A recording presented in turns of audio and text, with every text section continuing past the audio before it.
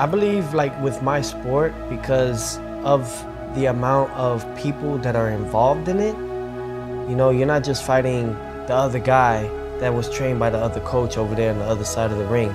You know, you're also fighting the referee. You're also fighting the judges. You're also fighting the fans around, you know, the friends, the family, the ones that are booing at you.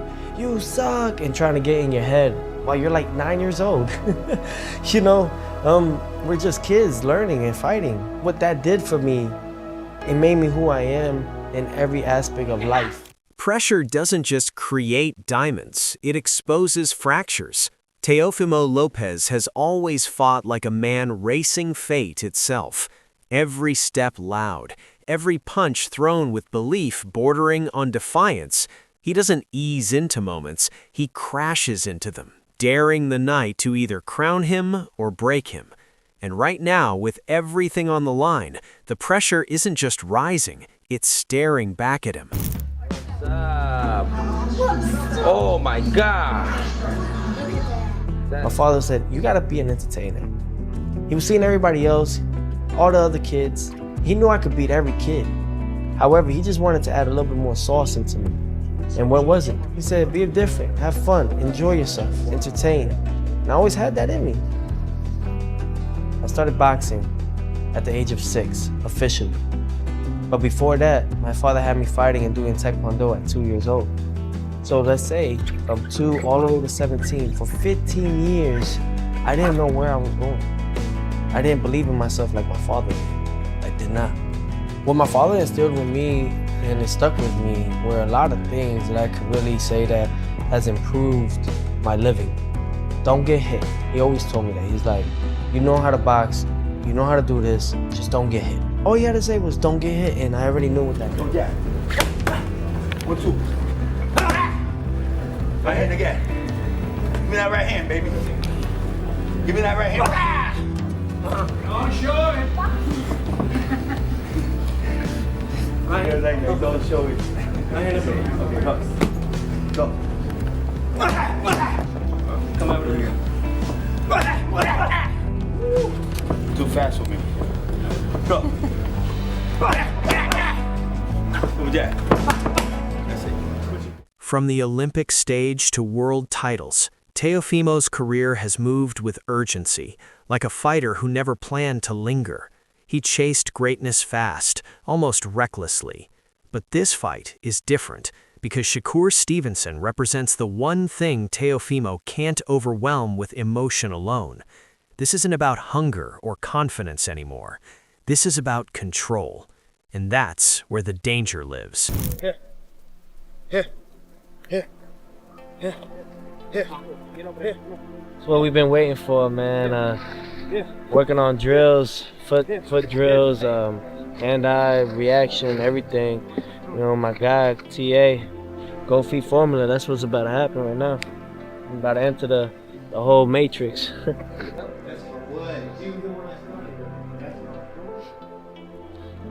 So like you know, we already here. Fight week is on, and we at the UFC Facility Center.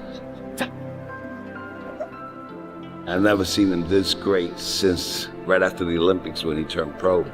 Very explosive. Now it's a take back, and we just trying to focus on that and going to the next level, man, and taking over the 140 weight division, and that's what we focus on right now.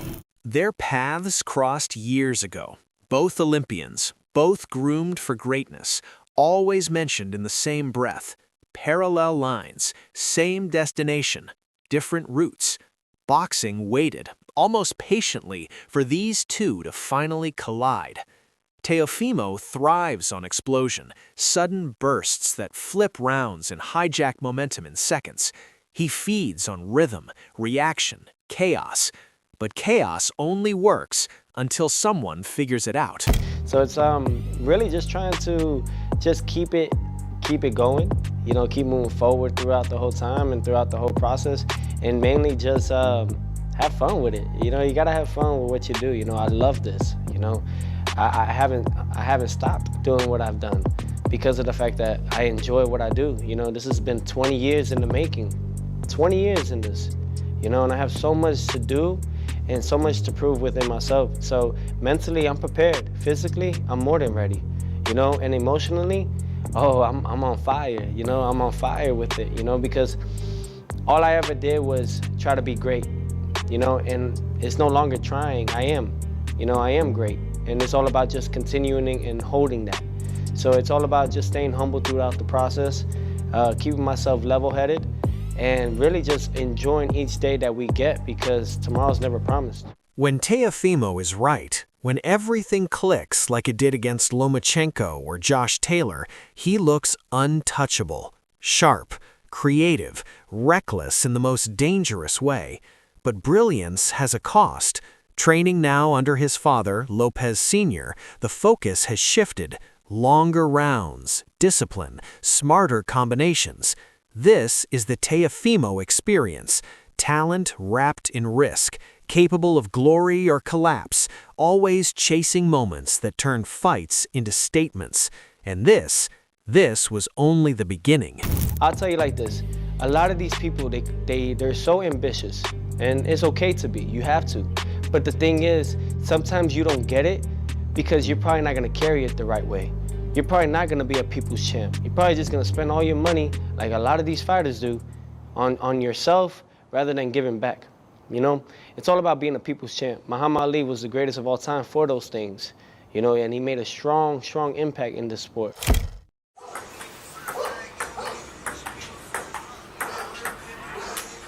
That's two. Mastery isn't loud, it's consistent. Shakur Stevenson has been walking toward this fight like it was inevitable, step by step, never rushing, never drifting. Another Olympian, but wired completely differently. Shakur learned early that the ring rewards those who think faster than they move. He doesn't chase names, he attracts them. And Teofimo? He's always been the loudest challenge in the room. I like how he stay long and keep that angle. Yeah, he keep the angle. Keep his head up there fucking man, out. just in case. Especially with somebody fast like him with timing. You can't be out of position. You got Yeah. He strong as hell. He picked me up in there. It was fun though. Just to be in the ring with him, share the ring with him, test his IQ out a little bit, see some of the moves he doing, and I'm gonna go take with me when I go fight. So I appreciate Dre.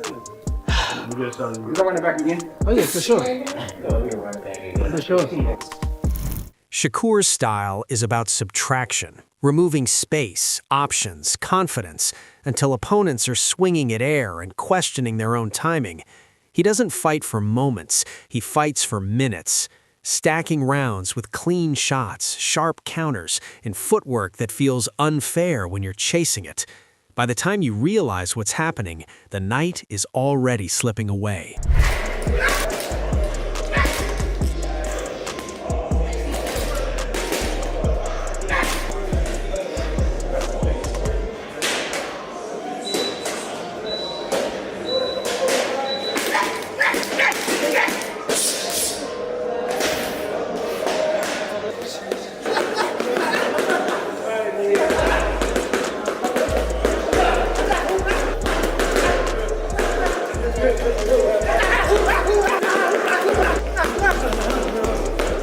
Along the way, Shakur has built elite connections, absorbing wisdom from minds like Andre Ward, Roy Jones Jr., Floyd Mayweather, and Terrence Crawford, a rare blend of experience shaping his approach for Lopez.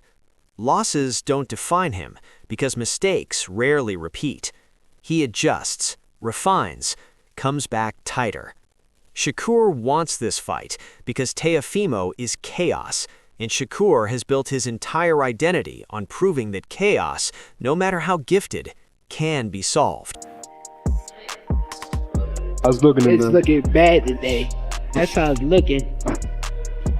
Cole gonna break some and if he don't break some shit, he gonna beat the fuck out of him.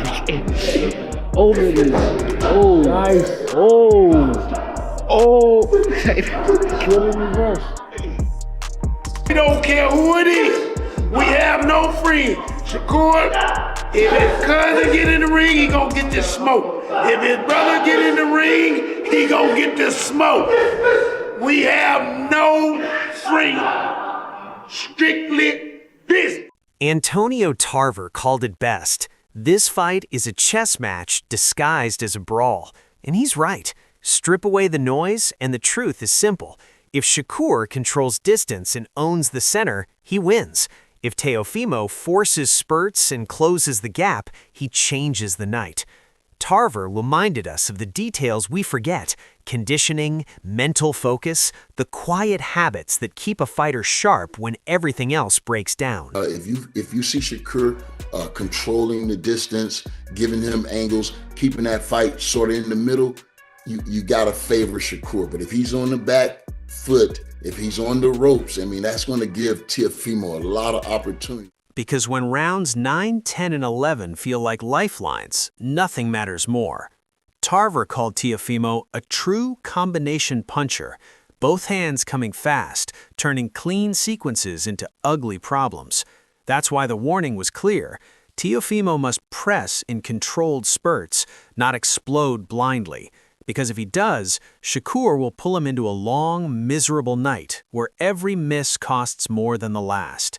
But when the real adjustments show up, everything can change. What makes Teofimo, I believe, dangerous in this fight, he throws both hands in succession. He's a combination type puncher, and that always serves well if you got a real slick defensive fighter in there. Tarver even leaned on history. When Teofimo showed up for Lomachenko or Josh Taylor, he became a different man. Focused, violent with intent, feet moving just enough to get inside and take over. That's the only version of Teofimo that beats Shakur. But here's the twist. Shakur has the tools to stay cooler, smarter, and turn this into a chess match Teofimo never wanted to play. And once that happens, there's no going back.